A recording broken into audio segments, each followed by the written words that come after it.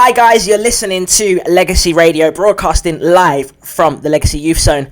And I'm joined by upcoming, emerging, talented and young artist from Croydon, KS MoreTime. Yeah, what's happening, my brother? You good? I'm good. How are you? How are you doing? Yeah, surviving, man. You know me. Yeah? Just doing our thing. In the pandemic and whatnot. Thank you for coming along. I really appreciate that. Yeah, man. It's a pleasure. Always. You're here to talk, obviously, about your brand new single, Designer Dresser. Yeah.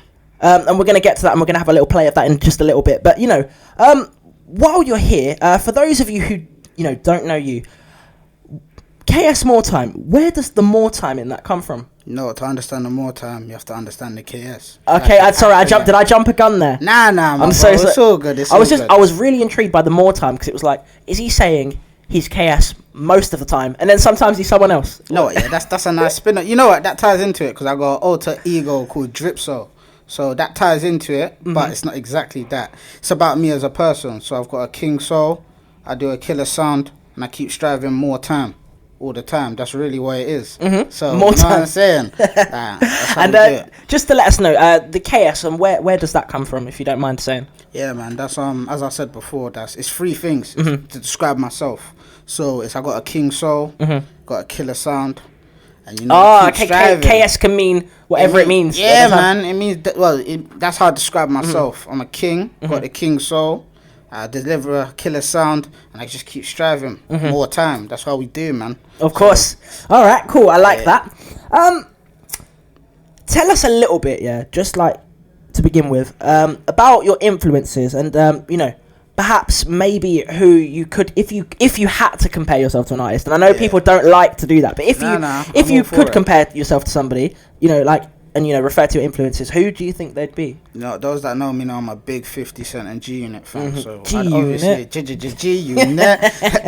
You know what I'm saying? I'll compare myself to 50 in everything, musically, the way I try to dress. I try to kind of emulate his thing, but do my thing within that. That's the kind of generation that I resonate with the most, you know what I'm saying? So you resonate with like an old school generation, a bit out of your time, because you've probably never seen this before, but back in the day, Reebok used to do these really cool high tops, and I used to have the G-Unit Reeboks. They were religion to me, just like Air Force are now. Yeah, it was the G-Unit Reeboks. Like if you had the G-Units, you know what? You knew what you were doing. No, the other day, bruv, I went on eBay, bruv, and I tried to look for the hoodie, fam, like an authentic G-Unit thing, and I could not find one. I was so upset. I think that's probably the type of thing nowadays you probably have to have custom made, but I like that you're into your musical history. That's really cool.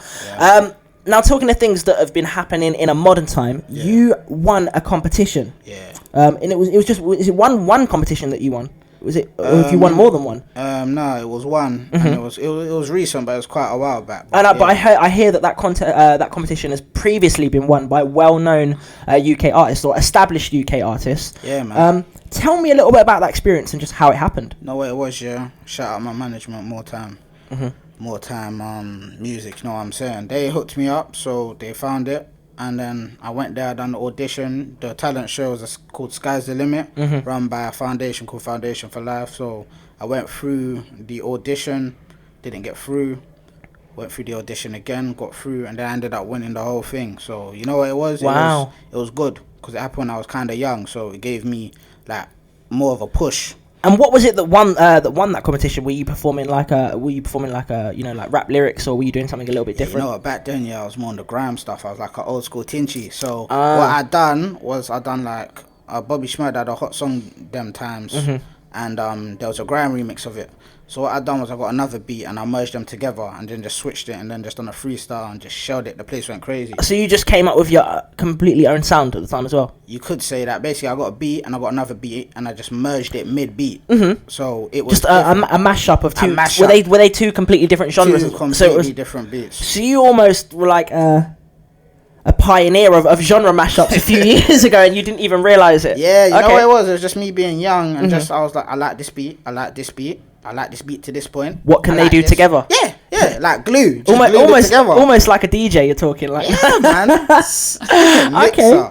That's really interesting. How did you feel when you won the competition? Did you win anything nice, or did you get any good experiences out of it? It was more exposure, because after that, people was trying to holler me left, right, and center. Your phone going off a little bit more. Yeah, man. Like even during the performance, people was like, "Oh, like what's your Instagram?" Da, da, da, da, da. And these times I wasn't kind of set up the way I was set up now. So it was good that it happened, but it was, you know, like it would have been better for it to happen now. But it was still good. Like I felt good. I felt ecstatic, as you would. So no, of course, but at the same time, it's a learning curve, because off the back of that, you now know, okay, you've got what it takes to do it, but there's just things you've got to iron out, like social media and image-wise, and just really just cleaning and polishing up little things. But you came away from that realizing you had kind of potential for music. Yeah, man. I mean, you know what? Yeah, that was just that was more the incentive. But yeah, again, outside of that.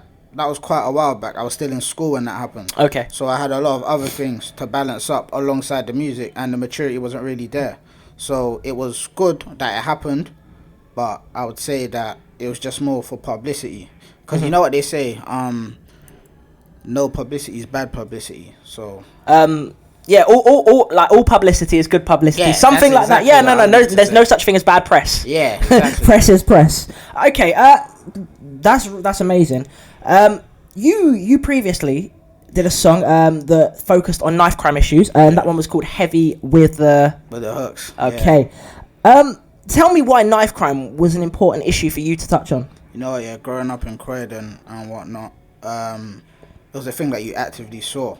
So it was really out there. And you know what I'm saying? You have lost a few friends to knife crime, and just seeing stuff like, it's a lot harder to explain to like my parents and those of the older generation, because they didn't really get it. So I just thought, you know what, I need to put on a track. It's something positive. This is my platform. This is how I know to express myself. Let me show people what it is without being negative, type of thing. No, of course, and it's a very positive perspective. It's a very positive way to put it forward, and we're going to have a listen in just a minute. I just wanted to ask you: is knife crime something that's regularly spoken about between like you and your peers or people within your age group? Is it something that's overlooked, or do you genuinely discuss it and you're quite aware of the detriment effects of that? You know what? Yeah, it's just death, because that's really what it leads to. So. Me and my friends, that not really so much us, we was the last generation of kind of, rough tumbling. If you got a problem with a man, you sort it out like that. But this more the younger generation, we'll look at them and we'll say, look, like when we was their age, we didn't really have these problems. Okay. That type of thing. So it's like, it's a touchy subject, but it's like, it's real, innit? It's real. That's the only way I can really put it. And the fact that you mentioned it's a touchy subject, that's why I had to ask, is it something that, because obviously, amongst grown-ups, it's spoken about very often, but I do wonder, like, within, amongst people within your age group, and maybe just a few years below, is it something that's talked about? But you say it's something that your generation almost just kind of missed out on, would you say? I'd say that it was something when I was growing up that we saw it. But as I got older, it wasn't a part of your life. Yeah, no, it was. But I saw a lot more of it when I was older. Okay. So if anything, it sounds mad, but I've kind of been desensitized to seeing it. It's become normal. Okay. That's my generation. It's become normal. Like before, back in the day, it was shocking, but now it's like it's in your face. It's happening, and you just gotta try your best to just stay away from that and stay completely clear of that. No, of course, I completely agree, and I 100% support the positive message that you've put out. Would you like to go ahead? We're gonna have listen. We're gonna play it right now. Yeah. Would you be able to introduce it to us, please? Yeah, listen, check this one out. KS MoreTime, Heavy with the Hooks. Go check that. You know what I'm saying? Listen to that, man. KS MoreTime. Heavy with the Hooks on Legacy Radio.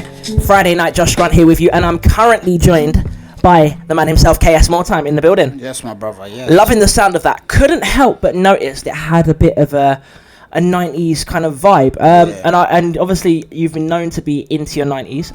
Where does that come from? Is that from like, your upbringing? Yeah, you know what it is, yeah? Funny thing is my actual name, I was named after Nas. Okay, you were actually named after Nas? My middle name is Nasir, so that's after Nas. So even from birth, that's kind of been instilled from me. And is that what your parents were into? Yeah, your dad mainly. My dad's a proper hip hop head. Everyone's there. So I mean, growing up, like it was more on the R&B tip. So it was more Usher, Tyrese, them type of man. But again, my dad would always like Biggie Smalls, Tupac, Wu-Tang. Know what I'm saying? So off of the back of that, I just kind of found my type of hip hop, and that's G Unit and 50 that I kind of resonated with.